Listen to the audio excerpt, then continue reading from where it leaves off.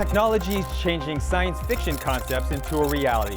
What was first thought as imagination is now physical and visible.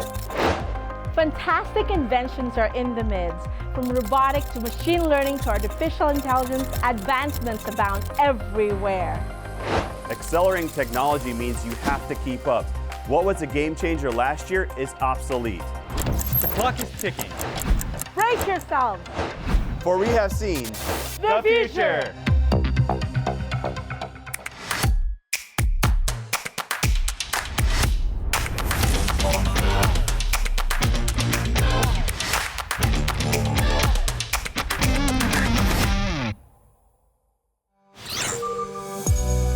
In every episode, we will look at both the online and offline worlds to explore what is next in technology.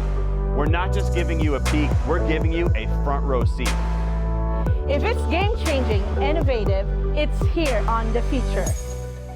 And trust me, you don't want to miss a second. Here's what's happening in the next 30 minutes.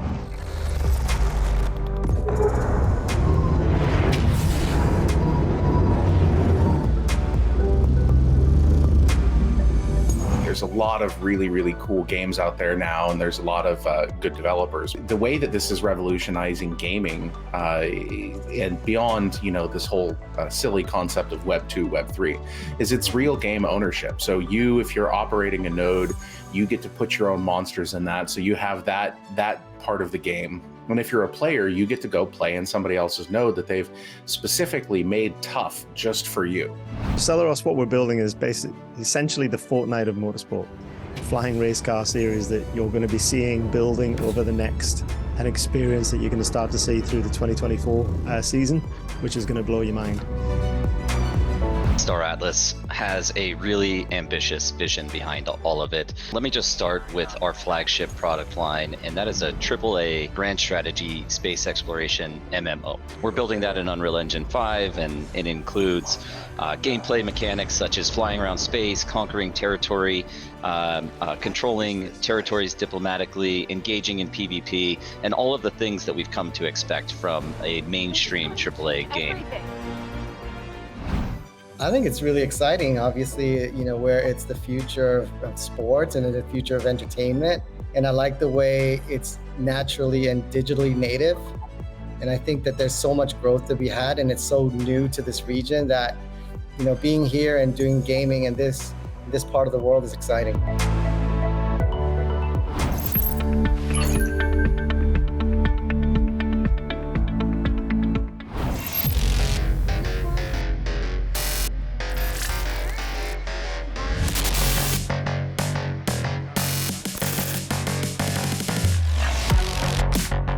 We have a special guest, Jason Brink, president of blockchain at Gala Games. Now, Gala Games is revolutionizing the gaming industry, and their latest creation, The Last Expedition, is a prime example. Really, the game is setting new standards in player engagement and game economy. Jason, it's fantastic to have you here with us. Can we just dive right in and just tell us more about The Last Expedition, and how does it harness the power of the Gala chain? Well, so there's a few different things about Last Expedition that really make it stand out. Now, first, let's talk about what it is at a very basic level. It's a first-person shooter, person versus person, player versus player, player versus environment game where your job is essentially to drop onto a hostile alien planet, find a critical resource called the core, and extract that core with your team. You're typically playing against 3 other teams of 4 as well. And your goal is to compete against those players and against the environment itself to take that core and win the game, essentially. It is a ridiculously fun game. But one of the things that's really cool about it is the fact that it actually runs in an entirely decentralized fashion across our node infrastructure. So everyone's been playing a game before and had that game server go down, or you have that mandatory server restart where you can't play anymore. Very frustrating for the average gamer. We run this across our network of decentralized nodes that are run by our Last Expedition players and node operators, so that when servers go down, when AWS East went down a few months ago, people were able to continue keeping on playing and having fun with the game in a way that was very unique, and it's not something that you see out there. How do you see the last expedition influencing the future of gaming on blockchain platforms? One of the things that I think is important about the last expedition, and this is getting better in the industry in general, but for a long time there hasn't been really any real games that are blockchain games. Now that is changing very quickly. There's a lot of really cool games out there now, and there's a lot of good developers. The way that this is revolutionizing gaming and beyond, this whole silly concept of Web 2, Web 3, is it's real game ownership. So if you're operating a node, you get to put your own monsters in that, so you have that part of the game. And if you're a player, you get to go play in somebody else's node that they've specifically made tough just for you. And it's absolutely revolutionizing what game development is, what game in asset ownership is, and what it means to actually play a game. I'm a big avid gamer myself. I play all the FPS games. So I know a little bit of the game mechanics and how fun the game itself it is. How does Gala Games ensure that the last expedition stays engaging and relevant for players over time? Because I know that's pretty big for FPS games. Having a continual content pipeline is part of it, right? You've got to have developers that are developing things, making new experiences, building new biomes, new maps. That's one thing that we're obviously doing, and we're obviously committed to doing, because games aren't fun if it gets samey, right?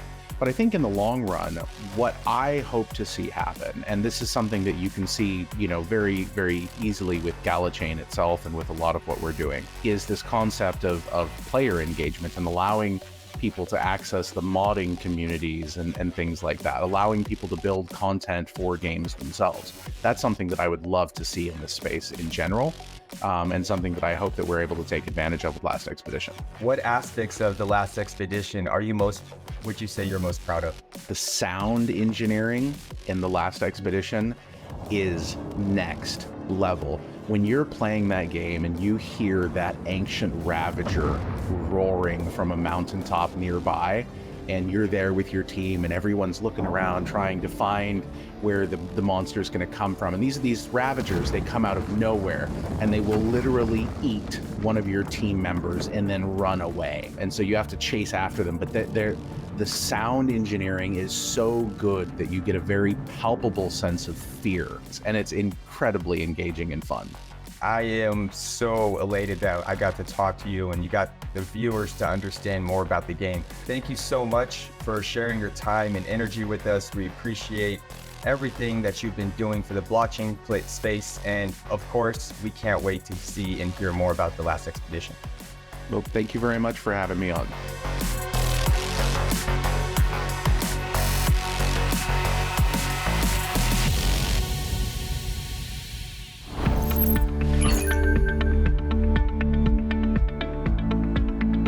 Celeros, what we're building is essentially the Fortnite of motorsport.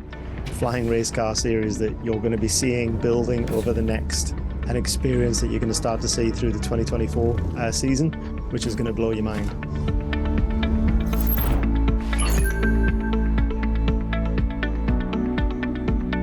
Star Atlas has a really ambitious vision behind all of it. Let me just start with our flagship product line, and that is a AAA grand strategy space exploration MMO. We're building that in Unreal Engine 5, and it includes gameplay mechanics such as flying around space, conquering territory, controlling territories diplomatically, engaging in PvP, and all of the things that we've come to expect from a mainstream AAA game.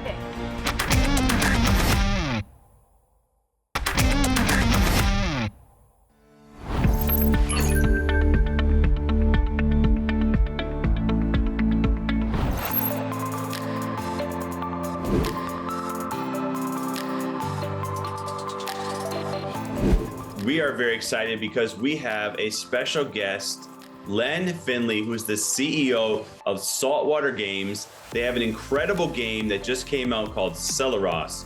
And what they are doing with the future of gaming, the future of esports is incredible. But Len, thank you so much for being with us today on The Future.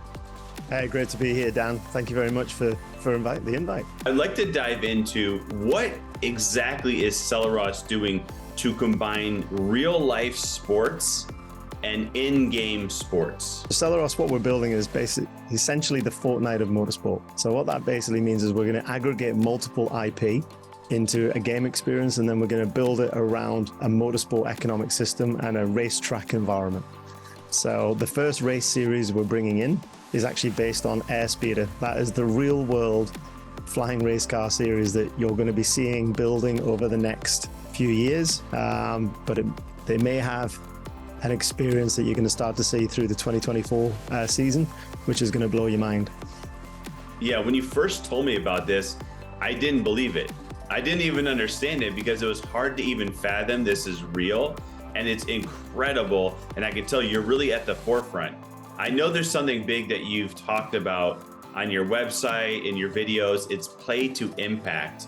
What is that? So play to impact is really about taking all the energy and all the income and all the revenue and all the things that happen within this game experience, dropping it into a bucket. That bucket then invests in environmental sustainability projects all around the world, as close to where the gamers are. So obviously what we're trying to do with our game is really create heroes in their local regions that then understand the kind of projects that we want to invest in. Now those projects need to generate a yield. That yield is basically that's how we balance the outflow of funds out through the tournament prizes. And it's also how we then create an income stream that is directed to social impact causes. What's the most exciting thing about the future of gaming for you? So in the digital world, and what makes me excited about gaming is we have an opportunity through our motorsport gaming experience. We have an opportunity to basically take future motorsports and train people in a game and in an arcade environment. So that way, when those flying cars turn up on the driveway outside your house, you roughly know how to fly it. So because of the game. So that way we're moving people into what is essentially sustainable transportation systems through the evolution of real world sustainable motorsport. Awesome. Len, thank you again. Incredible knowledge. Love what you're doing. I can't wait to jump in. And thank you for being with us today on the future and talking through what your insights are on the future of gaming and esports. Anytime. Thank you very much. Cheers, Dan. Jared and Kate, back to you.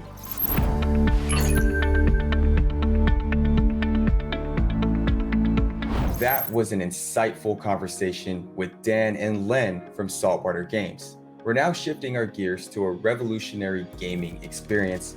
With us is Michael Wagner, CEO and co-founder of Star Atlas. Good morning, JD. It's great to be on the show with you. I'm so happy we finally get to have this discussion.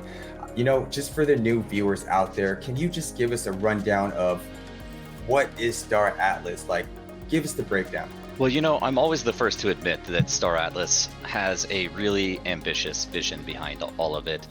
There's quite a lot that we're building and innovating upon, but let me just start with our flagship product line, and that is a AAA grand strategy space exploration MMO. We're building that in Unreal Engine 5, and it includes gameplay mechanics such as flying around space, conquering territory, controlling territories diplomatically, engaging in PvP, and all of the things that we've come to expect from a mainstream AAA game. We're also building upon a browser-based implementation, a mobile fitness companion app, and then developing a world, to your exact point, that allows people to co-create and co-develop alongside us.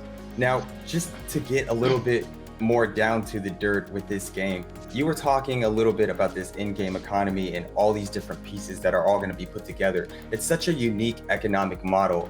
Now, can you explain how this all puts together, how the economy works and the impact it has on player engagement and strategy? There are really two components to how we leverage blockchain technology within the game. And from the economic lens, there's also really two subcategories. So the first of which is NFTs, or non-fungible tokens, and this introduces true player ownership into the game. And while it could be argued that in traditional games, you own the assets that you've earned or collected, the reality is those assets are all stored on a centralized server, completely controlled by the game developer, the game studio. Whereas in Web3, using blockchain, those assets are stored in a wallet that you completely control. And we further permit our users and encourage our users to freely trade those on a peer-to-peer basis and be able to capitalize on any of the assets that they've earned. Now, the second component of Web3 is this idea of play to earn. And so having an in-game digital currency that is tokenized, which is the equivalent to something like an in-game gold, means that as you play and as you spend time in the game, you're actually able to earn a currency that has real-world value and is fully integrated into this alternative financial ecosystem that is crypto. It's quite impressive if you ask me. And being said, like I keep going back to this, being an avid gamer, all these things sound amazing, and it's such a big universe that you're talking about with Star Atlas. How do you manage to keep this universe constantly evolving and engaging the players to keep them interested? In fairness, we're still early in the development cycle ourselves. We still have a number of years ahead of us to complete what we would consider to be a V1 or final version of the game. But a key component of the way that we develop and the way that we release products is that it is iterative and it is modular, and we are constantly releasing new features and new product to the community. And in so many ways, you can think about participation in Star Atlas as having backstage access to the development process itself, essentially peeling back the curtain and delivering to the user all of the guts, the internals of what it takes to build a game. And so your experience in Star Atlas is not only just playing the game and not just waiting 10 years for a AAA game to be released, but actually seeing it evolve through time and being there front and center, watching that evolve. Michael, thank you for your time and energy, and we are so excited of this groundbreaking game that you've been building. We'll all be watching. Thanks again. My pleasure, JD. Thank you. When we return, Dan gives an exclusive App Pick of the Week, and Kate sits down with Ferdy Gutierrez from Amphers. All of these and more when we return on The Future, only here on CNN Philippines.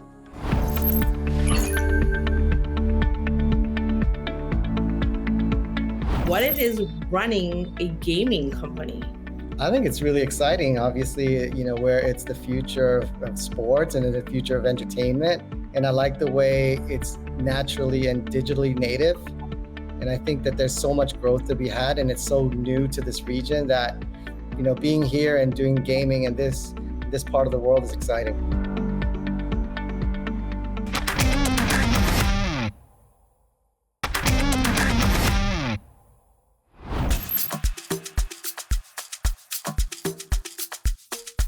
Hey everyone, welcome back to the App Pick of the Week on The Future. It's calendar.com. If you're like me, you're super busy, yet find it hard to stay organized and you're working multiple projects. This app that I've been using for a few years has been essential for me. It's a revolutionary scheduling app. It simplifies things like group scheduling. You can have the ability to coordinate up to 10 people for webinars and events. It also offers powerful polling options for decision making that I've used. If you're like me, you want to say goodbye to scheduling hassles and boost your productivity. So go check out calendar.com on this App Pick of the Week for the future. Back to you all.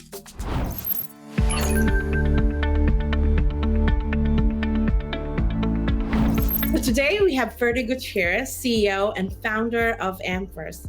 Ferdy, welcome. Thanks, Kate. So excited seeing you today. Ferdy, can you tell me what it is running a gaming company? I think it's really exciting, obviously, where it's the future of sports and the future of entertainment. And I like the way it's naturally and digitally native. And I think that there's so much growth to be had, and it's so new to this region that, being here and doing gaming in this part of the world is exciting. That's awesome. Now, how does a player makes money? How can they leverage their talents and skill sets to monetize in the angle of, can you tell us more about it? Okay, so a player obviously gets a salary. And then if you're a professional player and on one of our teams, you actually get a lot of your living expenses paid for, food, lodging, etc. So you don't worry about anything. So what you make is what you make. You also get a percentage of the winnings from all the tournaments that you participate in, and any kind of bonuses that we give as an incentive to be a better player. Wow. I've heard it in the news years ago that, the esport player makes like X amount of money, as much as the NFL money, right? Like crazy. Is that really the deal? Like, esport is the thing, is as popular as NFL or you're a top basketball player out there? I think in Asia, it's not that kind of money yet, only because there's not the big broadcast rights. It's not like the NFL or EPL or even Major League Baseball or the NBA, where they have huge money that they can throw to the teams in order to drive salaries up. Until that happens, until there's major broadcast rights, the players' salaries are going to be pretty good for, the better than an office worker, but it's certainly not LeBron James, right? So, we've got to, in bigger games in, let's say, North America and Europe, you will get some players making a lot of money, but not that kind of money. Awesome. Now, can you tell me about the landscape of the gaming team here in the Philippines? What does that look like? There's two, I would say, major games in the Philippines. The major mobile game is Dota 2. The major mobile game is Mobile Legends. So, we don't play in Dota 2. We like the mobile space because I think that's where our expertise is. And we have a team called Minana. It's, the league's been around a couple of years. And we're really excited to be in the Pro League. It's an up and coming team. So we've been learning by losing at the moment, but I don't think that's going to happen much longer. I think we put in enough infrastructure. For example, we're investing in a development team. We've got more coaches. We've got analysts now that are working with the team to improve. So, the landscape is, there's a couple of big teams that are doing well, that have been champions previously, and we're here to compete and get into the top 4, hopefully by this season. Ferdy, can you tell us where can they find you? What's your site for anyone who wants to work with Amfirst? Amfirst.com, www.amfirst.com. You can find us there. There is a careers page if you'd like to work with us. We're in several markets across Southeast Asia, Thailand, Philippines, Vietnam, and India at the moment, and we're going to probably be expanding again next year. So there's a lot of opportunities to work with us. Whether you're a creator, whether you're a player, whether you want to get into the business of gaming, that's what we do. We build a business out of the gaming space. Thank you so much, Ferdy, for your time, and we're honored having you here today. Absolutely. Thank you, Kate. Time flies so fast. We hope you enjoy the last 30 minutes exploring what is new in the world of technology. That's right, Kate. And always remember that who we are tomorrow begins with what we do today. So join us next time for another astonishing, extraordinary, and incredible trip to the future.